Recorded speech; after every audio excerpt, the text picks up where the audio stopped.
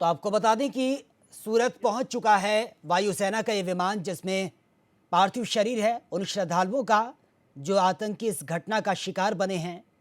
बहुत से श्रद्धालु ऐसे हैं जो घायल हैं, फिलहाल उनका अस्पताल में इलाज चल रहा है, लेकिन जो इस घटना में शहीद हो गए हैं उनके पार्थिव शरीर को आज सूरत लाया गया है, क्योंकि ये सभी गुजरात के हैं। वायुसेना के विमान से इनके पार्थिव शरीर को सूरत पहुंचा दिया गया है। आप तस्वीरों में देख सकते हैं, सूरत की ये तस्वीरें हैं जहां पर वायुसेना के विमान में इन सभी 7 श्रद्धालुओं के पार्थिव शरीर रखे हुए हैं। कल जो घटना हुई वो वाकई एक दर्दनाक घटना थी, दहला देने वाली घटना थी, क्योंकि जिस तरीके से भोले के भक्तों को आतंकियों ने निशाना बनाया, उसने ना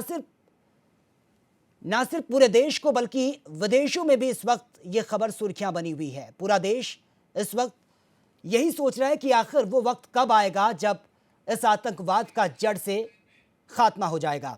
इसी खबर पर तारिक अंसारी इस वक्त फोन लाइन पर बने हैं। तारिक, सूरत पहुंच चुका है वायुसेना का विमान और सभी के पार्थिव शरीर इस विमान में मौजूद हैं। क्या कुछ अपडेट आपके पास? बिल्कुल सचिन, मैं आपको बता दूं, अभी बिल्कुल विजय रूपाणी जो गुजरात के सीएम है, उनका बिल्कुल साफ तौर पर ये कहना है, वो भी वहां पर मौजूद थे। बिल्कुल साफ तौर पर उन्होंने कहा जो बिल्कुल तारिक, हम तस्वीरों में देख रहे हैं कि कुछ जो घायल हैं वो भी इस विमान में मौजूद थे, उनको भी सूरत पहुंचाया गया है। जी बिल्कुल सचिन, मैं आपको बता दूं, इसमें कुल 19 लोग घायल थे जिन्हें उसी विमान के जरिए इस विमान से लाया गया है। अब जो विमान से निकल रहे हैं सचिन, आप देख सकते हैं अपनी स्क्रीन पर भी, बिल्कुल वो विमान से बाहर आ रहा है निकलकर। तो जिस तरीके से जो है इनके साथ जो है ड्राइवर भी मौजूद है, जो ड्राइव कर रहा था वहाँ पर, जिसने जो सुनने में आया कि उसने उन लोगों की जान बचाई, उसने बहुत अपने साहस का परिचय दिया, जिसकी वजह से बड़ी घटना भी कहा जा रहा है कि टल गई है। अगर बिल्कुल ड्राइवर ही ने अपनी साहस दिखाते हुए बिल्कुल बड़ी घटना को बहुत छोटी कर दिया। अगर ड्राइवर अपना साहस ना दिखाता तो इस वक्त जो है बड़ी घटना हो सकती थी उस वक्त। अब आप देख सकते हैं बिल्कुल स्क्रीन पर जो वहाँ पर बस में लोग मौजूद थे वो लगातार बाहर आ रहे हैं। जितने भी लोग 52 लोग इसमें मौजूद थे, जो बताया जा रहा है, वो तमाम लोग इस विमान के जरिए वापस आ गए। सचिन बिल्कुल तारिक, आप बनी रहिए हमारे साथ। अपने दर्शकों को एक बार फिर से बता दें कि सूरत की ये लाइव तस्वीरें आप देख सकते हैं। 7 जो पार्थिव शरीर हैं वो तो आए हैं, साथ में जो घायल हैं वो भी आए हैं, और वाकई एक गमगीन करने वाला ये माहौल है, क्योंकि जो परिजन हैं वो भी अपने परिवार वालों से मिलने के लिए वहां पर पहुंचे हैं।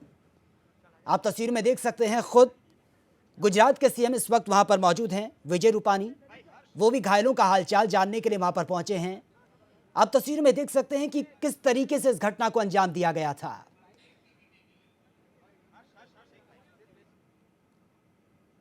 तो वाकई आप तस्वीरों को देखकर अंदाजा लगा सकते हैं कि किस तरीके से जब गोलियां बरसाई गई थी, किस तरीके का माहौल उस वक्त हुआ होगा।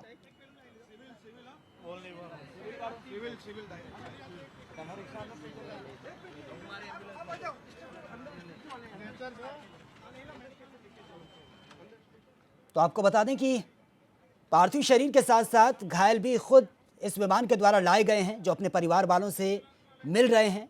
लेकिन स्थिति इतनी दयनीय और दर्दनाक है कि वो किसी बोलने की स्थिति में नहीं है, क्योंकि जो उस वक्त का मंजर था, जो उस वक्त का खौफ था, जब आंधाधुंध गोलियां चल रही थी इस बस पर, उस वक्त क्या बीत रही होगी। 2 मिनट का अगर वो दृश्य इनके जहन में होगा तो वाकई। और इसी खबर पर तारिक इस वक्त हमारे साथ फोन लाइन पर बने हैं। तारिक, जो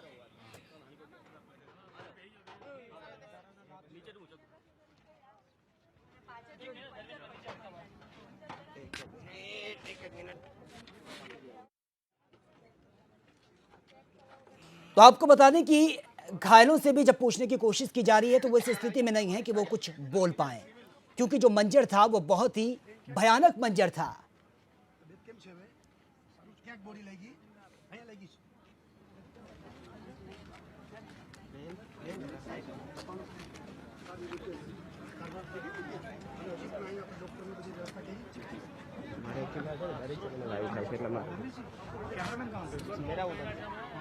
एक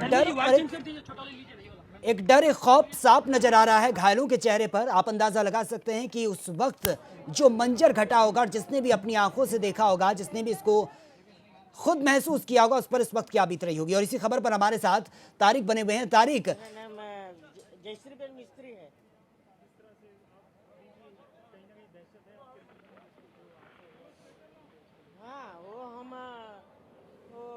श्रीनगर से निकले थे ना, तब 7 बजे सब कुछ वो धमाल होती थी पहले से ही।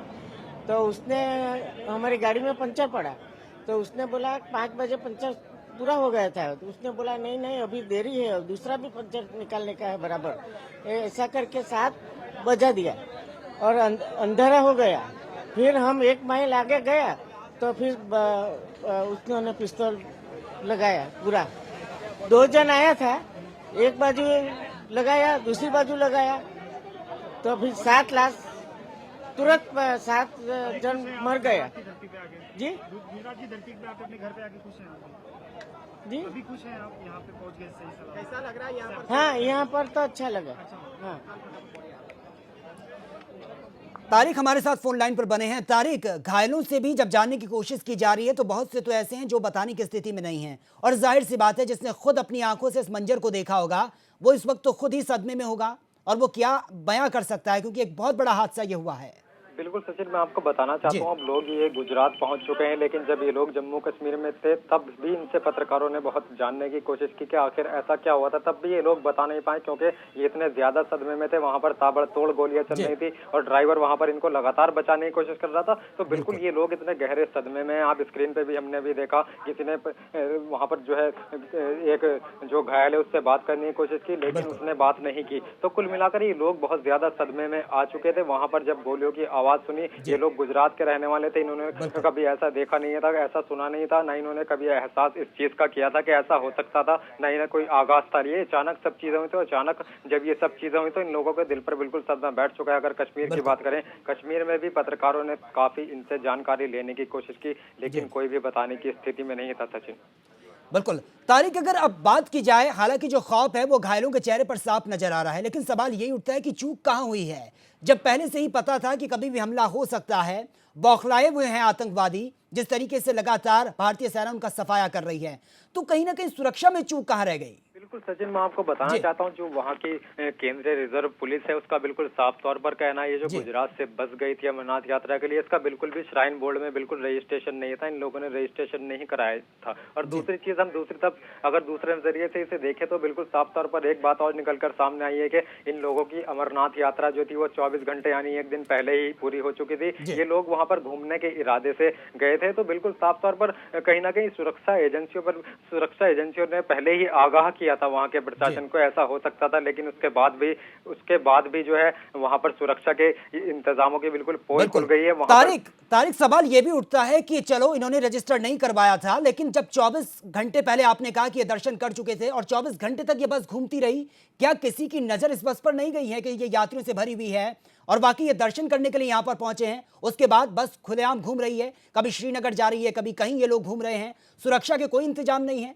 बिल्कुल जाहिर तौर पर सचिन, सवाल यही उठता है कि आखिर ये बस वहां पर कैसे घूम रही थी और कहां पर प्रशासन था जो दावे कर रहा था। और कई दिन पहले ही सुरक्षा एजेंसियों ने जो है सतर्क कर दिया था कि ऐसा हो सकता है, आतंकवादी वहां पर गतिविधियां पर लगातार जो है सुरक्षा एजेंसियां वो नजर रखे हुए थी और लगातार ये बताया गया था कि ऐसा हो सकता है। उसके बाद भी यहाँ पर जो है कुछ जांच नहीं की अधिकारियों ने। अगर चाहते तो बस को रोककर उसकी जांच भी की जा सकती थी, जैसे बस लगातार वहां पर जो है घूम रही थी, 24 घंटे पहले यात्रा उनकी पूरी हो सकती थी। तो कहीं ना कहीं ये प्रशासन की बहुत बड़ी चूक है। अगर प्रशासन सतर्क रहता तो ये हमले को तारिक, सवाल ये भी उठता है कि चलो ये तो यात्रियों से भरी हुई बस थी, अगर आतंकवादी भी किसी बस में होते यात्रियों का चोला पहने हुए तो किसी को भनक तक नहीं लगती, सब यही समझते कि ये तो यात्री हैं, क्योंकि मोटरसाइकिल में वो आए, आंधाधुंध फायरिंग करते हैं, उसके बाद फरार हो जाते हैं।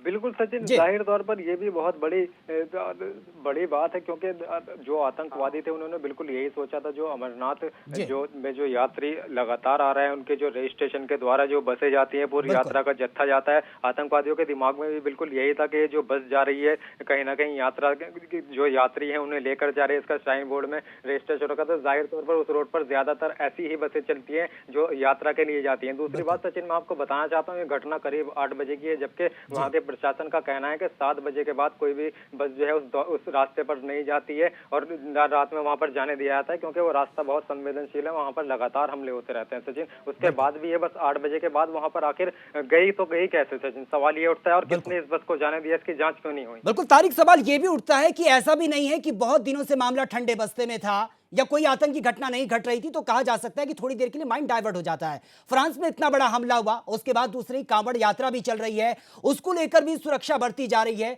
लेकिन अमरनाथ यात्रा चल रही है, जो खुद एक सेंसिटिव जोन में आते हैं, लगातार आतंकी हमले वहां पर होते हैं, और यह भी पता है कि इस वक्त आतंकवादी जो है वो बौखलाए हुए हैं। जिस तरीके से अभी चाहे बुरहान वानी की बरसी की बात की जाए, तमाम तरीके की ऐसी घटनाएं अब तक सामने आ चुकी हैं, उसके बावजूद भी इतनी बड़ी लापरवाही। बिल्कुल सचिन, ये लापरवाही का बिल्कुल खामियाजा भुगतना पड़ा है। अगर प्रशासन वहां पर सतर्क होता, जो पुलिस बल है वहां पर अगर सतर्क होते तो इतनी बड़ी घटना नहीं हो सकती थी। जिस तरीके से घटना हुई, लगातार कुछ लोग आते हैं और लगातार उस पर बस पर फायरिंग कर देते हैं। इस घटना को रोका जा सकता था, क्योंकि मैं पहले ही बता चुका हूँ, जो सुरक्षा एजेंसियां हैं उन्होंने बिल्कुल पहले ही आगाह किया था कि ऐसी घटना हो सकती थी। तो उसको देखते हुए बिल्कुल प्रशासन को वहां पर सतर्क हो जाना चाहिए था। जाँच बहुत ठीक ठाक तरीके से करनी चाहिए थी, गाड़ियों को रोककर जाँच करनी चाहिए। लेकिन मैं आपको बता दूं, वहाँ के प्रशासन का साफ तौर पर कहना है कि 8 बजे से 7 बजे के बाद वहाँ पर कोई बस जाती ही नहीं है। तो सवाल ये उठता है कि 7 बजे के बाद वहाँ पर बस पहुंची कैसे। सचिन, मैं आपको साथों साथ ये भी बता दूं, ये पूरी बस में जो लोग सवार थे वो पूरे के पूरे 52 लोग जो है गुजरात के रहने वाले थे। सचिन जी। सचिन बिल्कुल। तारिक, अब विश्वास कैसे कर लें, क्योंकि हरिद्वार की अगर बात की जाए तो वहां पर भी कांवड़ मेला चल रहा है, कैसे विश्वास कर लें कि सुरक्षा के पुख्ता इंतजाम हैं? बिल्कुल सचिन, अब उत्तराखंड में भी तारिक, आपको रोकना चाहूंगा, इस वक्त अपने दर्शकों को बता देंगे, लाइव तस्वीरें, सूरत की लाइव तस्वीरें हैं जहां पर अब विमान से यह पार्थिव शरीर उतारा जा रहा है। ये उन्हीं श्रद्धालुओं के पार्थिव शरीर है जो अमरनाथ यात्रा के लिए निकले थे। 7 ये श्रद्धालु हैं जिनको आतंकवादियों ने अपना निशाना बनाया, और बहुत से घायल भी हैं जिन्हें सूरत पहुंचा दिया गया है।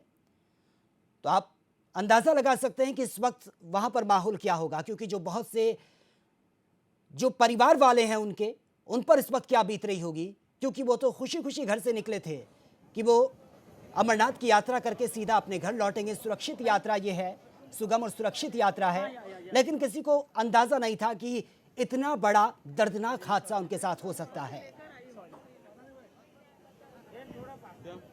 परिवार के लोग वहां पर मौजूद हैं, पत्रकारों का जमावड़ा वहां पर लगा हुआ है, और वाकई ये दृश्य गमगीन बना हुआ है। खुद गुजरात के सीएम विजय रूपानी इस वक्त वहां पर मौजूद हैं, तमाम दिग्गज नेता वहां पर मौजूद हैं, लेकिन जो दुख, जो दर्द इस वक्त परिवार पर बीता होगा, जिनके परिवार के ये सदस्य होंगे, उन पर इस वक्त क्या बीत रही होगी।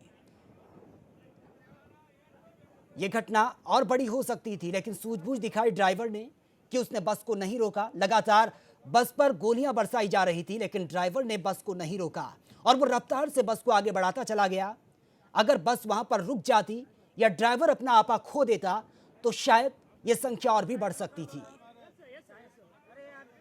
उस ड्राइवर की दिलेरी को भी सलाम यहां पर पूरा देश आज कर रहा है, जिसने बस को नहीं रोका और हिम्मत दिखाई,